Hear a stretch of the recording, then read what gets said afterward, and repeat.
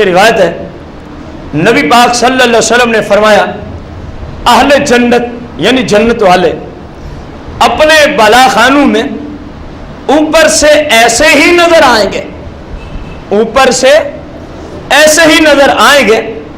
فرمایا مفہوم میں حدیث میں تفہیم کرتے ہوئے عرض کر دوں، فرمایا جس طرح ایک چمکتا ہوا ستارہ تمہیں نظر آتا ہے، ان کے محل اتنا نور علی نور ہوں گے، ان کے چہرے اتنے نور علی نور ہوں گے۔ فرمایا جس طرح تم ایک چمکتا ہوا ستارہ دیکھتے ہو کتنا واضح روشن تمہیں نظر آتا ہے، فرمایا جنت والے اپنے اپنے محلوں میں ایسے ہی تمہیں نظر آئیں گے، ایسے ہی تمہیں کیا ہوں گے، نظر آئیں گے۔ جس طرح دنیا میں فرمایا تمہیں کیا نظر آتا ہے، چمکتا ہوا خواہ، حدیث کے جملے، وہ مشرق میں ہو اور تم مغرب میں ہو، کتنا فاصلہ۔ فرمایا مغرب والا مشرق والے چمکتے ہوئے ستارے کو جس طرح دیکھتا ہے، فرمایا جنت میں اتنی دور سے جنت والے ایسے ہی نظر آئیں گے، اتنی دور سے جنت والے ایسے ہی نظر آئیں گے۔ اور سرکار نے فرمایا پھر ان کے ایک دوسرے پر درجات ہوں گے، جنت والوں کے ایک دوسرے پر کیا ہوں گے، درجات ہوں گے۔ صحابہ کرام علیہم رضوان نے عرض کی یا رسول اللہ کیا یہ انبیاء کے محلوں کی بات ہو رہی، جو آپ نے ابھی ذکر فرمایا کہ ایسے محل ہوں گے، کیا یہ محل اللہ نے اپنے انبیاء کے لیے بنائے ہیں؟ سرکار مدینہ علیہ الصلاۃ والتسلیم نے ارشاد فرمایا کہ مجھے قسم ہے اس ذات کی، مجھے قسم ہے اس ذات کی جس کے قبضہ قدرت میں میری جان ہے۔ گویا سرکار نے اللہ کی قسم اٹھائی، کس ذات کی قسم اٹھائی، اللہ کی قسم اٹھائی۔ معلوم ہوا سچی بات پر قسم اٹھانا گناہ نہیں ہے، سچی بات پر قسم اٹھانا، سرکار نے کئی بار اس طرح قسم اٹھائی۔ صحابہ نے جب اتنا عالی شان جنت کے محلات کا ذکر سنا تو سوال کیا کیا یہ اللہ نے اپنے، بولو تو صحیح، کیا یہ صرف اللہ نے انبیاء کو دینے ہیں ایسے محل؟ تو سرکار نے یہاں آ کر کیا اٹھائی، قسم اٹھائی۔ رسول کائنات صلی اللہ علیہ وسلم نے فرمایا اے صحابہ یہ محل تو ان کے ہیں، یہ محل تو جنہوں نے اللہ کو ایک مانا، اللہ کے رسولوں کی تصدیق کی، ان کی شریعت پہ چلے، اے صحابہ یہ تو مومنین کے محلوں کا میں نے ذکر کیا ہے۔ انبیاء کے محل تو ان سے بھی اوپر اعلیٰ درجے کے ہوں گے، ان سے بھی اوپر اور اعلیٰ درجے کے ہوں گے۔ سرکار نے دیکھیں مومن خالص کی بات کی ہے، فرمایا جو کامل مومن ہے صحابہ یہ محل رب نے اس کے لیے بنائے ہوئے ہیں، یہ محل رب نے اس کے لیے بنائے ہوئے ہیں۔ سرکار مدینہ علیہ الصلاۃ والتسلیم سے سیدنا عبداللہ بن عمر سرکار علیہ السلام کے پیارے صحابی روایت کرتے ہیں، فرماتے ہیں کہ رسول کائنات صلی اللہ علیہ وسلم نے ارشاد فرمایا جنت میں بلا خانے ہیں، جنت میں کیا ہے، بلا خانے ہیں جن کا ظاہر اور باطن ایک جیسا ہے، جن کا ظاہر اور باطن، اندر چلے جاؤ تو باہر کا حصہ نظر آتا ہے، باہر کھڑے ہو جاؤ تو اندر والا حصہ نظر آتا ہے۔ حسن کا عالم یہ ہے، حسن کا، جیسا کہ ایک حدیث مبارکہ ہے، اگرچہ یہ عنوان کہ جنتیوں کا حسن کیسا ہوگا یہ ایک علیحدہ طور پہ پوری ایک قسط میں آئے گا، لیکن اس سے ملتی جلتی چلو ایک حدیث کا کچھ مفہوم عرض کر دیں۔ جنت میں جو جنتیوں کو اللہ تبارک و تعالیٰ حوریں عطا فرمائے گا، جنت میں جنتیوں کو کیا عطا فرمائے گا؟ اور یہ یاد رہے حدیث کی روشنی میں، اگر کوئی مسلم خاتون اپنے اعمال کی وجہ سے جنت کو پہنچی تو یہ جنتی حور سے زیادہ حسن و جمال کی ملکہ ہوگی، یہ حدیث مبارکہ ہے۔ پہلے آج جس کا ذکر ہم کرنا چاہتے ہیں اس محل کے اعتبار سے، محل میں کیا پڑا، فرمایا اندر کھڑے ہو جاؤ تو باہر کا حصہ نظر آئے، باہر کھڑے ہو جاؤ تو محل کے کوئی چیز تمہارے اوپر پوشیدہ نہیں ہوگی۔ دیکھیں آپ غور کریں، آج ہم اس مسجد میں بیٹھے، اندر بیٹھ کے اس کے باہر کا حصہ ہمیں نظر آتا، باہر چلے جائیں تو اندر والی اس کی خوبصورتی ہمیں نظر آتی سرکار نے فرمایا جنت میں ایسا نہیں ہوگا، جنتی محل اندر بیٹھ جاؤ باہر سے ایسے نظر آئے گا جس طرح اندر سے، اور باہر چلے جاؤ اندر کا حصہ ایسے نظر آئے گا جس طرح کے باہر کا حصہ تمہیں باہر سے نظر آتا ہے۔ اب اسی بات پر میں حور کے حسن کی بات کرنا چاہوں۔ سرکار علیہ السلام نے فرمایا ایک حور نے 70 قسم کا مختلف لباس پہنے ہوئے ہوں گے، یہ ایک لباس، اس کے اوپر اور دوسری قسم کا لباس، 2 ہو گئے، پھر اور تیسری قسم کا لباس، کتنے ہو گئے؟ اس طرح کے کتنے لباس حدیث میں آئے؟ 70 قسم کا لباس۔ غور کرنا، سرکار نے فرمایا اب کسی کے ذہن میں ممکن ہے سوال اٹھ رہا ہو کہ 70 لباسوں کی کیا فائدہ، کیا ضرورت، ایک کے اوپر دوسرا ہے تو نیچے والا تو نظر ہی، بھائی یہ تو دنیا کا معاملہ ہے، سرکار سے پوچھو وہاں کیا فائدہ۔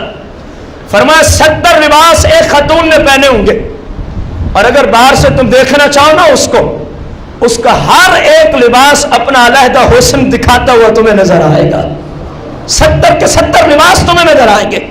اور فرمایا حور کے حسن کا عالم یہ ہے، کتنے لباس پہنے ہوئے ہیں؟ فرمایا 70 لباس کے باہر سے اگر کوئی اس کی پنڈلی کی طرف نگاہ کرے، جو اس کا مالک بنے گا، اس کا زوج بنے گا، اس کی پنڈلی کو دیکھے، باوجود کتنے لباس کے؟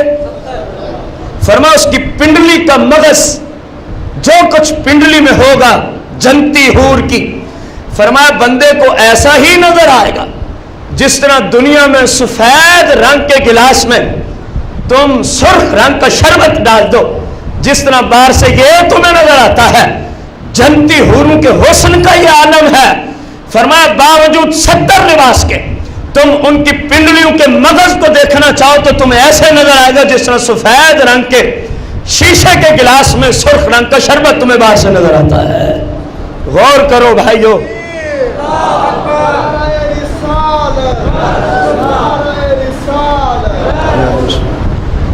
غور کرتے جا، یہ قسطیں آپ جب ملاحظہ فرما لیں گے، میں آخر میں آپ بھائیوں سے پوچھوں گا یہ جن لوگوں کی وجہ سے اللہ رسول کو ناراض کیا جا رہا یہ اور وہ کتنا فرق پڑا ہے، کتنا بڑا احمق ہے وہ انسان جو اتنی بڑی نعمتوں کو اللہ رسول کی نافرمانی کر کے اپنے آپ سے جدا کرا رہا ہے، بہت بڑا احمق انسان ہے وہ۔ آخر میں انشاءاللہ آپ سے فیصلہ چاہیں گے، جتنی قسطیں بھی اللہ کو منظور ہوئی جنت کے بیان پہ کافی ایک ساتھ انشاءاللہ آئیں گی۔ سرکار نے کیا فرمایا کہ اس محل کو اندر بیٹھ کے باہر سے دیکھنا چاہو تو نظر آتا ہے، باہر بیٹھ کے اندر کا حصہ دیکھنا چاہو تو نظر آتا ہے۔ اور پھر عرض کی گئی یا رسول اللہ ایسے محلات کن لوگوں کو ملیں گے؟ آپ نے فرمایا جو میٹھے بول بولتا ہو۔ کیا بولتا ہو؟ اس کی وضاحت اگلی حدیث میں انشاءاللہ آ جاتی۔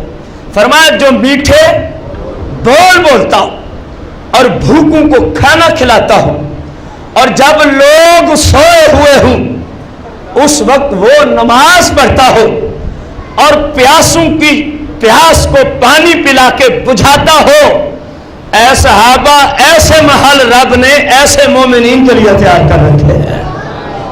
سرکار مدینہ علیہ الصلوۃ والتسلیم نے ایک اور حدیث میں یہ باتیں ساتھ ایک بات اور آپ نے فرمائی، فرمایا جو سلام کثرت سے کرتا ہو، کیا کرتا ہو؟ سلام کثرت سے کرتا ہو، اے صحابہ رب یہ ان کو عطا فرمائے گا، رب یہ محل ان کو عطا فرمائے گا۔ اب غور کرنا، سرکار مدینہ علیہ الصلوۃ والتسلیم نے ایک دن ارشاد فرمایا کیا میں تمہیں صحابہ کو جنت کے محلات کی خبر نہ دوں؟ جنت کے محلات کی خبر نہ دوں؟ یہ بات یاد رکھنا جو پچھلی حدیث میں گزری، جو میٹھے بول بولتا ہو، جو میٹھے، وہ ابھی انشاءاللہ آگے آ رہا ہے کہ میٹھے بول سے مراد کیا تھی، جو بھوکوں کو کھانا کھلائے اس سے مراد کیا تھی، پیاسوں کی پیاس بجھائے اس سے مراد کیا تھا، جب لوگ سوئے ہوئے ہوں تو وہ نماز میں ہو اس سے کیا مراد تھا، یہ ابھی انشاءاللہ آ رہا ہے۔ سرکار نے اس کی خود وضاحت فرما دی۔ سرکار نے ایک دن صحابہ کو فرمایا کیا میں تمہیں جنت کے محلات کی خبر نہ دے دوں؟ صحابہ نے عرض کی یا رسول اللہ کیوں نہیں، مومنین کے لیے رب نے بنایا ہے، آپ ہمیں اس کے بارے میں خبر عطا فرمائیں۔ تو سرکار علیہ السلام نے ارشاد فرمایا وہی حدیث جو پیچھے گزری کہ ایسے محل ہیں جو اندر سے باہر اور باہر سے اندر یکساں دکھائی دیتے ہیں۔ یکساں کیا دیتے ہیں؟ دکھائی دیتے ہیں۔ اور سرکار علیہ الصلوۃ والتسلیم نے فرمایا ان محلوں میں رب نے ایسی ایسی نعمتیں پیدا کی ہیں، ایسی ایسی نعمتیں پیدا کی ہیں، فرمایا نہ کسی آنکھ نے دیکھی، نہ کسی کان نے سنی، نہ کسی انسان کے دل پہ کبھی اس کا خیال تک آیا۔ رب نے ایسی ایسی نعمتیں بنا رکھی ہیں، اور فرمایا خیال آیا تو دور کی بات ہے، قیامت تک کسی بشر کے دل میں اس کا تصور بیٹھ ہی نہیں سکتا۔ رب نے ایسی نعمتیں ان محلوں میں بنا رکھی ہیں۔ سرکار کے صحابہ عرض کرتے ہیں یا رسول اللہ یہ محل ملیں گے کن لوگوں کو؟ یہ محل ملیں گے کن لوگوں کو؟ سرکار مدینہ علیہ السلام نے فرمایا جو سلام کو رواج دے، السلام علیکم کو کیا دے؟ رواج دے، اور بھوکوں کو کھانا کھلائے، اور ہمیشہ روزے رکھے، اور ہمیشہ روزے رکھے، اور رات کے اس وقت میں نماز پڑھے جب لوگ نیند میں ہوں، جب لوگ۔ صحابہ نے عرض کی یا رسول اللہ ان اعمال کی کس کو طاقت ہوگی جو آپ نے فرمایا ہمیشہ روزے رکھے، سلام کو ہر وقت رواج دے، جب لوگ سوئیں تو وہ رات کو کس حالت میں کھڑا ہو، اور بھوکوں کو کھانا کھلاتا ہی جائے، پیاسوں کی پیاس۔ یا رسول اللہ یہ تو بڑے مشکل اعمال ہے، یہ کون کر سکے گا؟ کس میں اتنی طاقت ہوگی؟ قربان جاؤں صحابہ کے سوال پر اور اس شفیق اور مہربان آقا کی تفصیل پر۔ تفصیل سنیں گے نا تو آپ مجبوراً بول اٹھیں گے سبحان اللہ، مجبوراً آپ کو کہنا پڑے گا اتنا شفیق آقا۔ سرکار علیہ السلام نے اب اس کی تفصیل ارشاد فرما دی، فرمایا اے میرے صحابہ، میری امت کے وہ لوگ انہی محلوں میں آئیں گے، انہی محلوں میں آئیں گے جو لوگ سلام کو رواج دیں۔ اس کی تفصیل کیا بتائی؟ فرمایا جب اپنے مسلمان بھائی سے وہ ملیں گے تو وہ کہیں گے السلام علیکم۔ فرمایا میری یہی مراد تھی کہ جو سلام کو رواج دے، جو سلام کو جب بھی اپنے کسی مسلمان بھائی سے ملاقات کرے تو کیا کرے؟ اس کو ایک روایت میں آیا ساتھ مصافحہ بھی کر لے، ساتھ کیا کر لے؟ فقط سلام کر لے، تب بھی حدیث کا مصداق بن گیا۔ مصافحہ کر لیا ساتھ، تب بھی کیا ہو گیا؟ حدیث کا مصداق بن گیا۔ سرکار نے فرمایا جو کہتا ہے السلام علیکم اور جو اس کے جواب میں کہتا ہے وعلیکم السلام ورحمۃ اللہ وبرکاتہ، فرمایا یہ وہ ہے جو سلام کو رواج دینے والے ہیں۔ یہ پہلی بات پوری ہو گئی۔ دوسری بات سرکار نے فرمائی کہ ان محلوں میں میری امت کا وہی فرد آئے گا جو ہمیشہ کیا رکھے گا؟ صحابہ نے عرض کی یا رسول اللہ اس کی ہمت و طاقت کس میں ہوگی؟